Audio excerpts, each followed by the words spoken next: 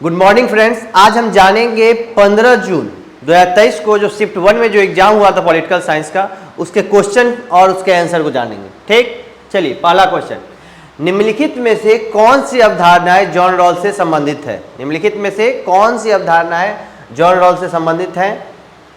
अज्ञान का पर्दा, प्राथमिक सामाजिक वस्तुएं, शुद्ध प्रक्रियात्मक न्याय और संगठन का सिद्धांत। अब आप बताइए कि इसका आंसर क्या होगा? तो इसका आंसर है ए बी सी। अज्ञान का पर्दा, एक मिनट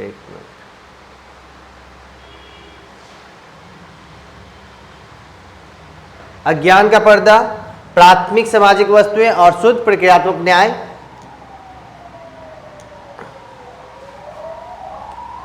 ये इनके ए बी सी आंसर है। ठीक, चलिए अगला question,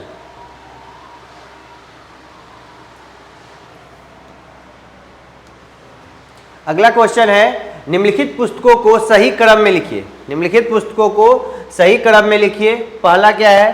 Providence of jurisprudence determined, दूसरा है सोशल कॉन्ट्रैक्ट, तीसरा है two treatises on civil government और चौथा कौन सा है? लेवियाथन।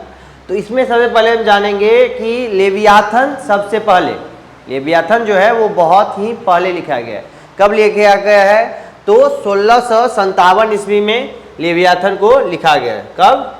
1657 ईस्वी। आप लोग नोट डाउन कर लीजिए। ठीक, तो सबसे पहला इसका जो आंसर होगा वो होगा डी, होगा इसका आंसर डी। 1657, तो डी एक ही ऑप्शन में है, तो इसका आंसर होगा डी सी बी ए। 1657 में ये है और 1669 में ये पुस्तक लिखी गई। सोशल कॉन्ट्रैक्ट 1762 में लिखी गई, 1762 में लिखी गई social contract.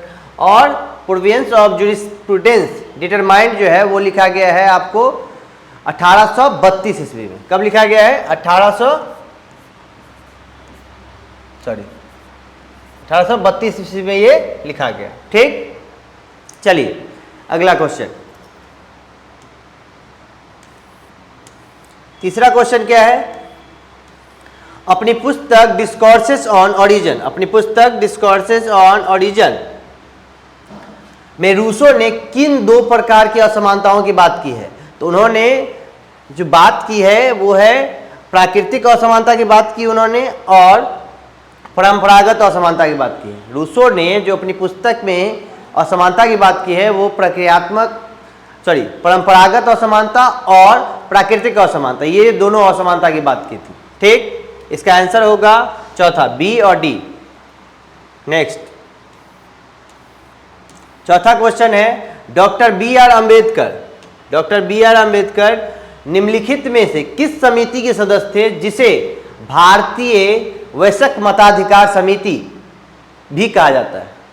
Doctor B are Ambedkar जो हैं वो किस समिति के सदस्य जिसे भारत के वयस्क मताधिकार समिति भी कहा जाता है? तो वो थे लोथियन समिति। लोथियन समिति थी जिसके वो सदस्य थे और जिसे वयस्क मताधिकार, भारत के वयस्क मताधिकार समिति भी कहा जाता है। ठीक, नेक्स्ट,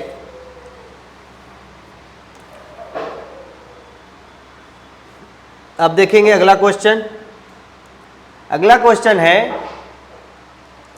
मैस्लो के आवश्यकता पदानुक्रम सिद्धांत के आधार पर निम्नलिखित को क्रमानुसार जमाए। तो इसका आंसर है 2, ए ई बी डी सी। शारीरिक आवश्यकता, उसके बाद सुरक्षा की आवश्यकता, उसके बाद आपको संबंधों की आवश्यकता और आत्मसम्मान की आवश्यकता, और लास्ट में है आत्मबोध। ये कहाँ पर दी गई है? तो मैस्लो ने अपना एक लेख लिखा था, वो लेख लिखा था 1943 में।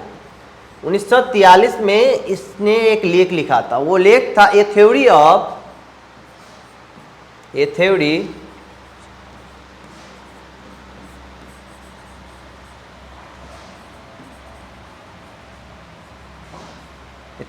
Human motivation.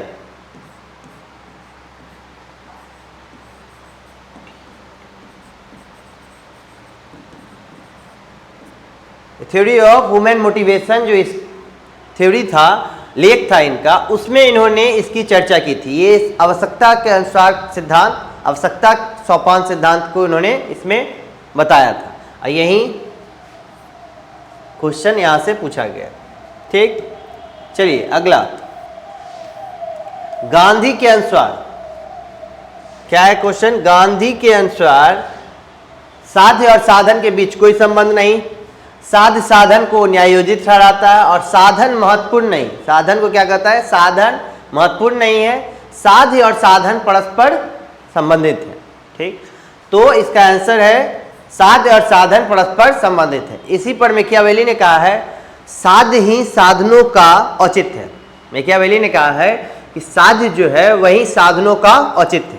ठीक, चलिए नेक्स्ट 7वां नंबर क्वेश्चन, निम्नलिखित में से कौन सा प्रशासन जनता की भागीदारी की औपचारिक पद्धति नहीं है? निम्नलिखित में कौन सा शासन जो है वो जनता की भागीदारी की औपचारिक पद्धति नहीं है? तो वो है आपका क्रांति। क्रांति में औपचारिक पद्धति नहीं होती है। ठीक, चलिए अगला क्वेश्चन,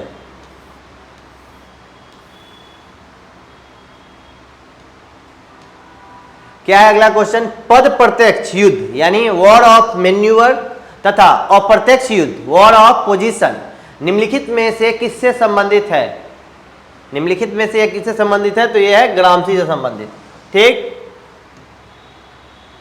चलिए अगला क्वेश्चन 9वां, निम्नलिखित में से किसने यह दावा किया कि राजनीति का विज्ञान, निम्नलिखित में से यह किसने दावा किया है कि राजनीति का विज्ञान उससे पूर्व का नहीं है? तो यह चर्चा किया किसने? हॉब्स ने। ठीक, नेक्स्ट क्वेश्चन,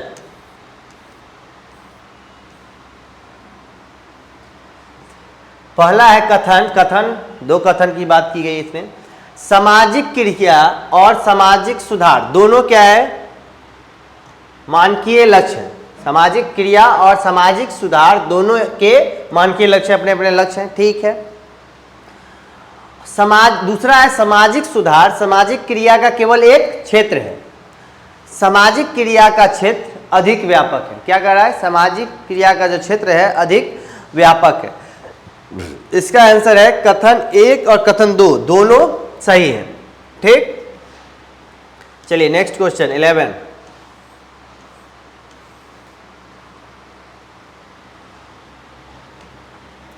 क्वेश्चन क्या है? निम्नलिखित में से कौन लुसियन पाई द्वारा वर्णित राजनीतिक विकास का संकट नहीं है? संकट नहीं है किसके द्वारा? लुसियन पाई द्वारा जो वर्णित है, ठीक, उसमें राजनीतिक विकास का संकट कौन सा नहीं है? देखते हैं कौन सा नहीं है। इसका होगा ABC, यानी पहचान का संकट, वैधता का संकट और प्रवेश का संकट। ये है। कौन सा नहीं है? तो कल्याण का संकट। क्योंकि देखिए एनटीए जो है बार बार ये क्वेश्चन करता रहता है, नहीं पे ज्यादा जोर देता है, नहीं पे अधिक बार जोर दे रहा है। तो आप लोग भी ध्यान देंगे, किसी भी चीज में अगर नहीं बहुत कम है तो उसको याद करके चले। ठीक, चलिए अगला क्वेश्चन,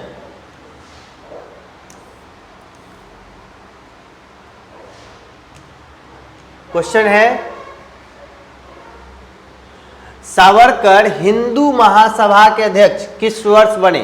सावरकर जो हैं वो हिंदू महासभा के अध्यक्ष किस वर्ष बने थे? तो यह बने थे 1937 में। सावरकर जो है हिंदू महासभा के अध्यक्ष बने थे कब? 1937 में। ठीक,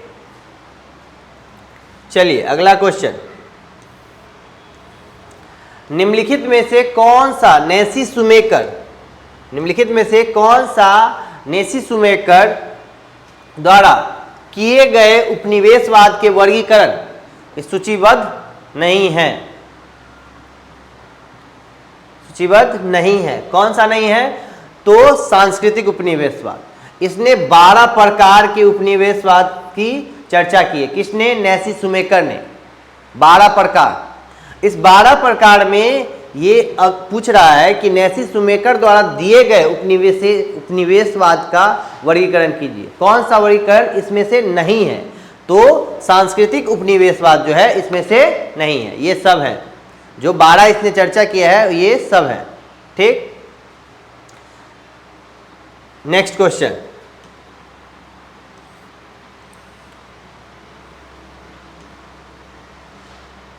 क्वेश्चन क्या है?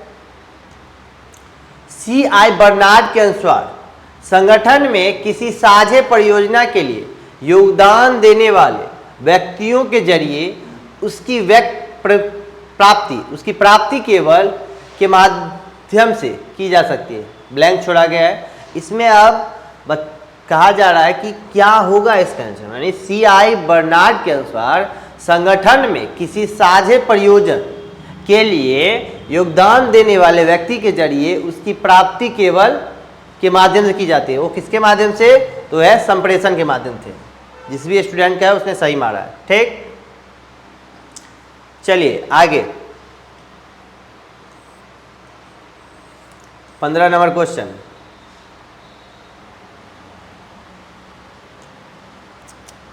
सॉरी एक मिनट सॉरी।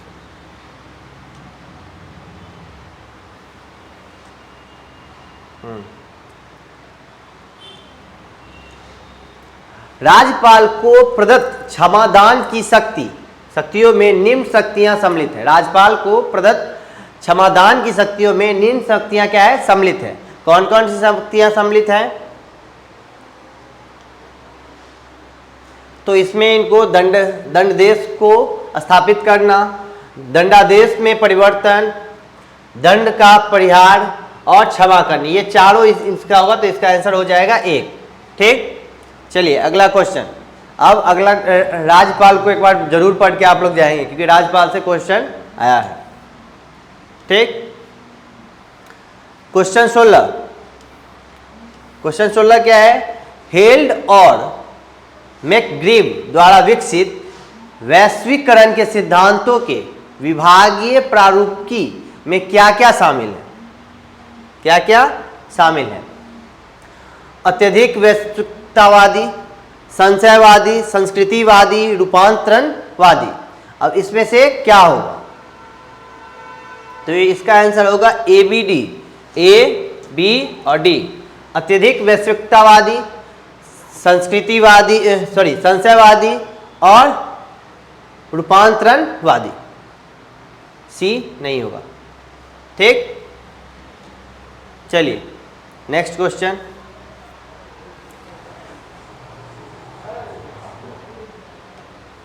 किसने कहा था कि राष्ट्रीय कार्यक्रम को विचारधारा के अनुसार नहीं तय किया जा सकता है, और यदि लोग ऐसा चाहते हैं तो उन्हें देश का शासन चलाने के लिए ज्योतिषों का चुनाव कर लेना चाहिए, और यदि वे अपने अज्ञान के कारण ज्योतिष में विश्वास करते हैं तो हमें इसका सामना करना चाहिए। किसने कहा था?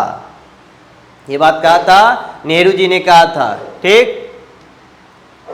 चलिए अगला 18 नंबर क्वेश्चन, संवादनी का संबंध निम्नलिखित में से किस आंदोलन से है?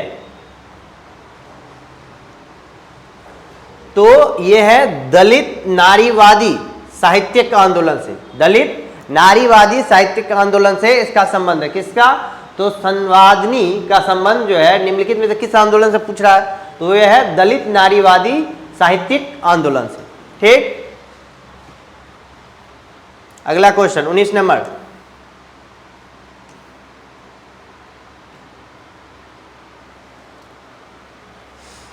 दो महत्वपूर्ण संस्थाएं जिन्हें प्रशासनिक सिद्धांत और व्यवहार के विकास में महत्वपूर्ण योगदान दिया, निम्नलिखित में से कौन सी है? तो है चर्च और सेना। चर्च और सेना, इसलिए इसका आंसर हो जाएगा 1, ठीक। चलिए अगला 20 नंबर क्वेश्चन, आधुनिकीकरण के विघटन का विचार किसने दिया था? आधुनिकीकरण के विघटन का विचार किसने दिया था? कौन दिया था आधुनिकीकरण के विघटन का विचार? वो दिया था S.N. आइजेंस्टेड ने दिया था आधुनिकीकरण के विघटन का विचार, ठीक। चलिए अगला क्वेश्चन, निम्नलिखित में से किसने वर्ष 1991 में नई आर्थिक नीति को अग्र सूचना बिंदु परिवर्तन बताया है। निम्नलिखित में किसने 1991 में नई आर्थिक नीति को अग्र सूचना बिंदु परिवर्तन बताया है? किसने बताया था? राहुल मुखर्जी ने बताया था। किसने? तो राहुल मुखर्जी ने ये कहा था। ठीक, अगला क्वेश्चन 22।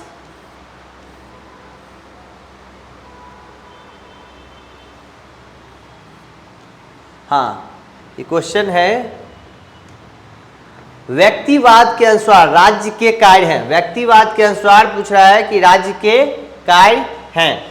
राज्य के कार्य क्या क्या है? व्यक्तिवाद के अनुसार पूछ रहा है राज्य के कार्य हैं, क्या क्या है देखिए। विदेशी आक्रमण से राज्य की सुरक्षा, ठीक है, स्वाभाविक बात है, ये राज्य व्यक्तिवाद के अंदर राज्य के कार्य है। संपत्ति की सुरक्षा, ये भी बात सही है। महामारी से व्यक्तियों की सुरक्षा, ये भी सही बात है, राज्य का काम। व्यक्ति के जीवन की सुरक्षा, हाँ ये भी सही है। समाज में संपत्ति का वितरण, नहीं ये इसका काम नहीं है। ठीक, तो इसलिए इसका आंसर हो जाएगा ABCD। ठीक, चलिए नेक्स्ट 23 नंबर क्वेश्चन। किसने कहा कि विज्ञान का कार्य वर्णन करना है और दर्शन शास्त्र का कार्य व्याख्या करना है? अतः दर्शन शास्त्र को विज्ञान कहा जाता है। किसने कहा है कि विज्ञान का कार्य जो है वर्णन करना है और दर्शन शास्त्र का कार्य जो है व्याख्या करना है? तो अतः दर्शन शास्त्र को विज्ञान कहा गया है। यह बात किसने कहा है? तो यह किसने कहा है? M.N. रॉय ने कहा है। M.N. रॉय ने यह बात कही है। ठीक, चलिए नेक्स्ट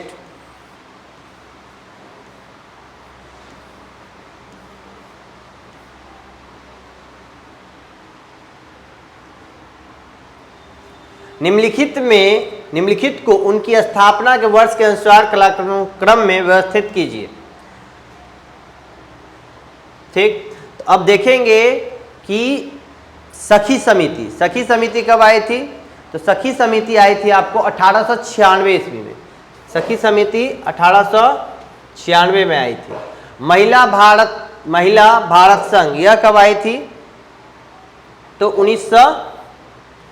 1917 में आई थी। महिला भारत जो है वो 1917 में आई थी। ठीक है, अब अखिल भारतीय महिला सम्मेलन आपको आया है 1927 में। 1927 में आया है। और ये भारतीय राष्ट्रीय महिला परिषद जो है वो 1925 में। अब आंसर आप मिला लीजिए। तो सखी समिति तो ये पहले होगा, ठीक है, उसके बाद ये होगा, उसके बाद ये, उसके बाद ये। तो ABDC ये कौन सा है? तीसरा में, इसका आंसर ये होगा। ठीक, चलिए नेक्स्ट। विकास के भागीदारी उपागम के बारे में निम्न में से क्या सही है? विकास के भागीदारी उपागम के बारे में निम्न में से क्या सही नहीं है? क्या सही नहीं है की चर्चा कर रहा है। तो यह दिल्ली सरकार की एक पहल है। क्या बोल रहा है कि दिल्ली सरकार की एक पहल है। यह स्थानीय स्वशासन के पारंपरिक मॉडल के समान है। इसमें जल प्रबंधन और वर्षा जल संचयन शामिल है। यह सिविल सोसाइटी की भागीदारी से कार्यान्वित होती है। ठीक, तो इसका आंसर है यह स्थानीय स्वशासन के पारंपरिक मॉडल के समान है। ठीक, तो आज 25 क्वेश्चन, फिर हम कल 25 करेंगे, फिर परसों 25, यानी डेली जो है 25-25 क्वेश्चन का सीरीज अभी से लेकर एग्जाम तक चलते रहेंगे। तो अभी हम 2023 स्टार्ट किए हैं, तो 2023 के जून वाले हो जाएंगे, फिर 2022 के दिसंबर वाले होंगे, फिर उसके बाद 2022 के जून वाले होंगे। ऐसे ऐसे बैक करते हुए चलेंगे, क्योंकि पैटर्न थोड़ा अब अलग होते जा रहा है। ठीक है, कोई भी समस्या हो तो आप कमेंट जरूर करें, और वीडियो अच्छा लगा हो तो उसे लाइक करें और चैनल को सब्सक्राइब करें। धन्यवाद।